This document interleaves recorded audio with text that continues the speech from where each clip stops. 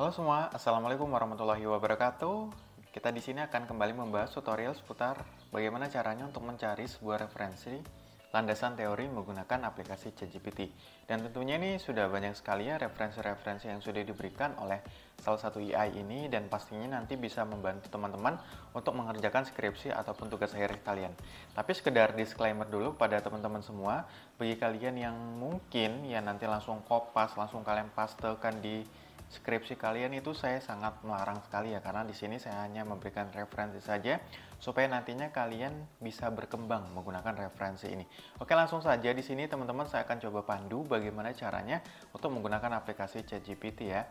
Nah, silakan kalian buka aplikasi Google Chrome, kemudian kalian ketik saja di Google ya teman-teman. Kalian bisa ketik pada bagian ini ChatGPT. Nah, seperti ini, maka nanti dia akan langsung muncul, ketik enter. Kemudian nanti dia akan diarahkan pada bagian ini. Kita langsung saja klik pada bagian atas ChatGPT, kemudian Open AI. Kemudian kita klik kiri saja. Setelah itu kita tunggu sejenak ya teman-teman. Kemudian di sini kita bisa langsung saja klik Start Now. Nah, oke, kita tunggu beberapa detik saja dan nanti kita akan langsung dialihkan ke halaman berikut ini. Nah, sebenarnya ada banyak sekali versi yang bisa kita gunakan. Kita klik pada bagian pojok kiri, pada bagian sini kita klik kiri aja. Kemudian kita bisa pilih beberapa versi. Yang pertama di sini ada GPT-Min 4, kemudian juga ada GPT-4o, kemudian GPT-4o. Nah, di sini saya menggunakan GPT yang paling best for complex text ya. Yang dimana di sini tidak ada batasan ya, teman-teman. Jadi kalau misalnya kalian mencari, biasanya kan kalau yang versi gratis itu ada batasannya per hari ya. Nah, kalau di sini yang saya gunakan itu tidak ada batasannya. Dan juga nanti kita bisa langsung pilih saja salah satu. Kemudian kalian bisa ketik saja di bagian message ChatGPT, kalian ketik, tolong buatkan saya landasan teori yang berkaitan dengan skripsi, yaitu judul saya adalah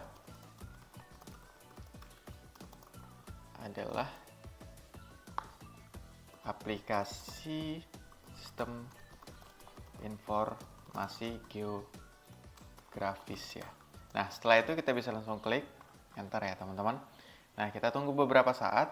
Di sini ada beberapa informasi yang diberikan oleh ChatGPT itu sendiri. Dan di sini ada keterangan, berikut adalah contoh landasan teori yang dapat digunakan untuk skripsi dengan judul aplikasi sistem informasi geografis. Nah, di sini kita bisa ubah-ubah aja ya teman-teman untuk judulnya sesuai dengan kebutuhan kalian masing-masing. Nah, ada landasan teori yang pertama, sistem informasi geografis. Sistem informasi geografis adalah teknologi yang digunakan untuk menangkap, menyimpan, memeriksa, dan menampilkan data yang terkait dengan posisi di permukaan bumi. SIG memungkinkan pengguna untuk melihat, memahami, dan menganalisis data spasial dalam berbagai cara yang mengungkapkan hubungan, pola, dan tren dalam bentuk peta, laporan, dan grafik.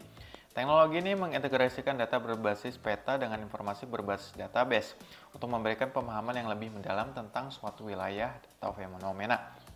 Kemudian juga yang kedua di sini, komponen sistem informasi geografis.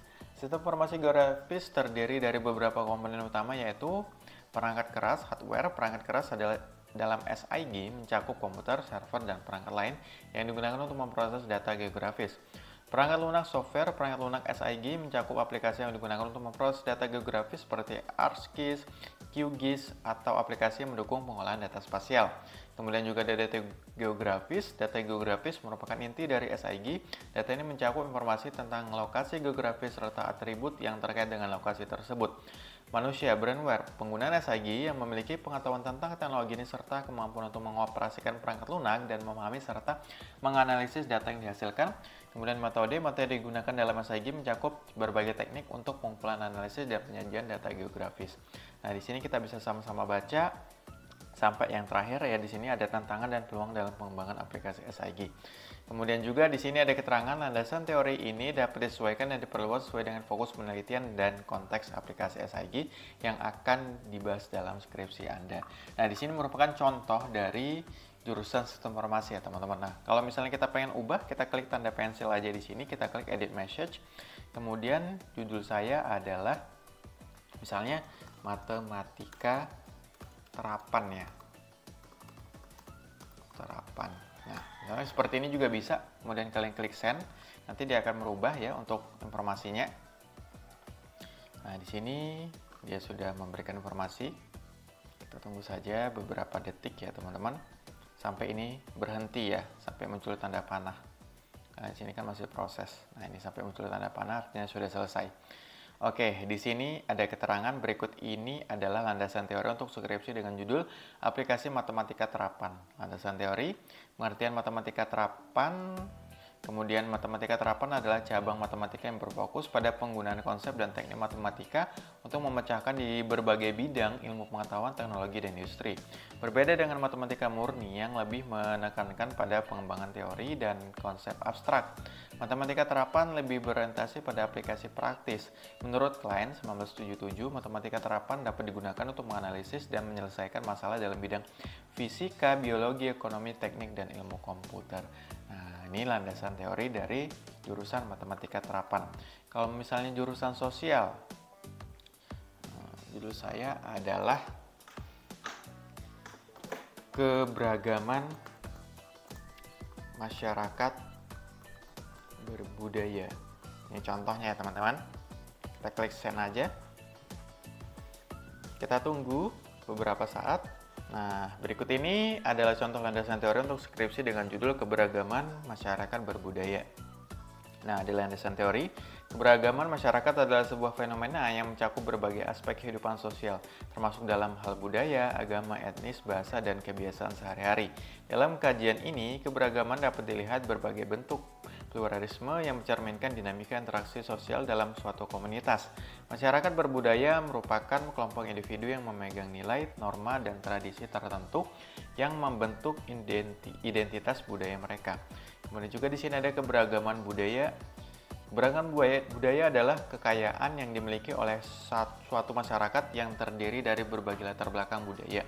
Menurut Koja Niningrat 2009, budaya mencakup seluruh gagasan, tindakan, karya manusia yang menjadi hasil interaksi sosial dan diwariskan dari generasi ke generasi. Nah, kita scroll aja nih sampai dia selesai ya. Pastikan untuk menyesuaikan dan mengembangkan lebih lanjut berdasarkan sumber-sumber akademik yang relevan dan sesuai dengan fokus penelitian Anda. Jadi, teman-teman, caranya kalau misalnya kalian ingin mencari sumber ya, di sini kan ada keterangan nih. Menurut Goffman 1959, interaksi sosial mencakup tindakan-tindakan yang dilakukan oleh individu dalam situasi tertentu. Nah, kalian bisa copy aja ya, kemudian kita cari nih. Misalnya sumber akademik. Nah, kita copy paste aja menurut Goffman. Nah, ini kita paste kemudian kita klik enter. Nah, kita lihat ya, teman-teman. Nah, di sini sudah ada langsung nih. Nah, kalian bisa copy aja di sini caranya. Jadi sangat mudah sekali ya teman-teman. Nah, kita lihat sumber akademik yang Anda sebutkan terkait dengan Erving Goffman berasal dari bukunya yang berjudul The Presentation of Self in Everyday Life. Nah, di sini dalam buku ini Goffman menguraikan konsep dramaturgi di mana interaksi sosial dianalogikan seperti panggung teater individu dalam konteks interaksi sosial. Beberapa berperan sebagai aktor yang menampilkan diri mereka kepada orang lain. Nah, di sini kita bisa copy, kemudian kita pastekan aja di skripsi kalian seperti itu. Sangat mudah sekali ya teman-teman. Semoga video kali ini bisa membantu kalian untuk menyelesaikan skripsi ataupun tugas akhir kalian. Dan juga kalau misalnya ini bermanfaat, silahkan kalian share sebanyak-banyaknya ke teman-teman kalian ya. See you next time. Saya akhiri. Wassalamualaikum warahmatullahi wabarakatuh.